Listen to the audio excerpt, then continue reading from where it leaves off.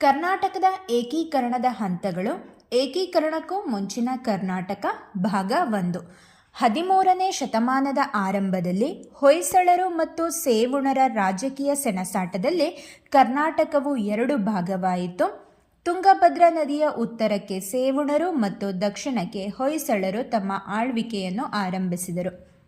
ಕದಂಬ, ಗಂಗಾ, ಬಾದಾಮಿ, ಚಾಲುಕ್ಯರ ಆಳ್ವಿಕೆಯ ಸಂದರ್ಭದಲ್ಲಿ ಗೋದಾವರಿ ನದಿಯನ್ನು ಉತ್ತರದ ಗಡಿಯಾಗಿಯೂ ಕಾವೇರಿ ನದಿಯು ಸಮುದ್ರವನ್ನು ಸೇರುವ ಭಾಗದವರೆಗಿನ ಭಾಗವನ್ನು ದಕ್ಷಿಣ ಗಡಿಯಾಗಿಯೂ ಹೊಂದಿದ್ದ ಕರ್ನಾಟಕವು ಬಾದಾಮಿ ಚಾಲುಕ್ಯರ ಇಮ್ಮಡಿ ಪುಲಿಕೇಶಿಯ ಕಾಲದಲ್ಲಿ ನರ್ಮದಾ ನದಿಯವರೆಗೆ ತನ್ನ ಆಡಳಿತವನ್ನು ವಿಸ್ತರಿಸಿಕೊಳ್ಳುವ ಅವಕಾಶವಿದ್ದರೂ ಹಾಗೆ ಮಾಡಲಿಲ್ಲ.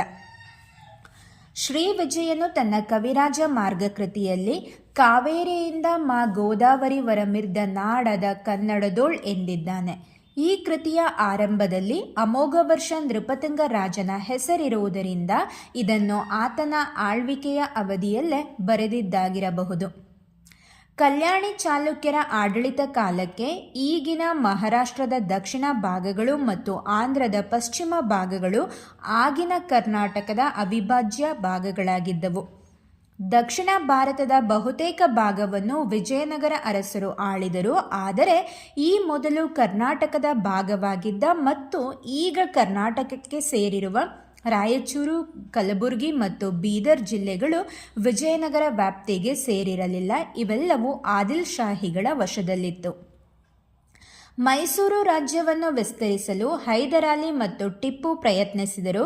ಟಿಪ್ಪು ತುಂಗಭದ್ರಾ ನದಿಯ ಆಚೆಯ ಕೆಲವು ಪ್ರದೇಶಗಳನ್ನು ಗೆದ್ದನಾದರೂ 1771ರಲ್ಲಿ ಪೇಶ್ವೆಗಳೊಡನೆ ಆದ ಒಪ್ಪಂದದ ಪ್ರಕಾರ ವರದಾ ನದಿಯ ಉತ್ತರ ಭಾಗವನ್ನು ಪೇಶ್ವೆಗಳಿಗೂ ಕೊಡಗು ಮತ್ತು ಮಲಬಾರ್ ಪ್ರಾಂತ್ಯಗಳನ್ನು ಬ್ರಿಟಿಷರಿಗೂ ನೀಡಬೇಕಾಯಿತು.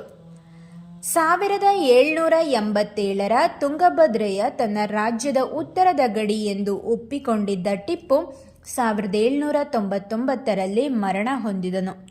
4ನೇ ಆಂಗ್ಲೋ ಮೈಸೂರು ಯುದ್ಧದ ನಂತರ ಬ್ರಿಟಿಷರು ಮತ್ತು ಹೈದರಾಬಾದಿನ ನಿಜಾಮನ ನಡುವೆ ಆಗಿದ್ದ ಒಪ್ಪಂದದ ಪ್ರಕಾರ ಮೈಸೂರು ಸಂಸ್ಥಾನವು ಮಾತ್ರ ಮೈಸೂರಿನ ಒಡೆಯರಿಗೆ ಉಳಿಯಿತು.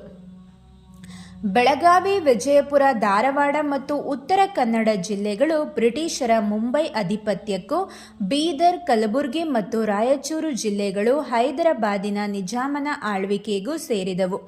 ಕೊಡಗು ಜಿಲ್ಲೆಯು ಬ್ರಿಟಿಷರ ಒಂದು ಅಧೀನ ರಾಜ್ಯವಾಗಿ ಉಳಿಯಿತು. ಕೆಲವು ಪ್ರದೇಶಗಳು ಸ್ಥಳೀಯ ಮರಾಠಿ ಸಾಂಸ್ಥಿಕರ ವಂಶದಲ್ಲಿ ಉಳಿದವು. ಕರ್ನಾಟಕದ ಉತ್ತರ ಭಾಗದಲ್ಲಿ 18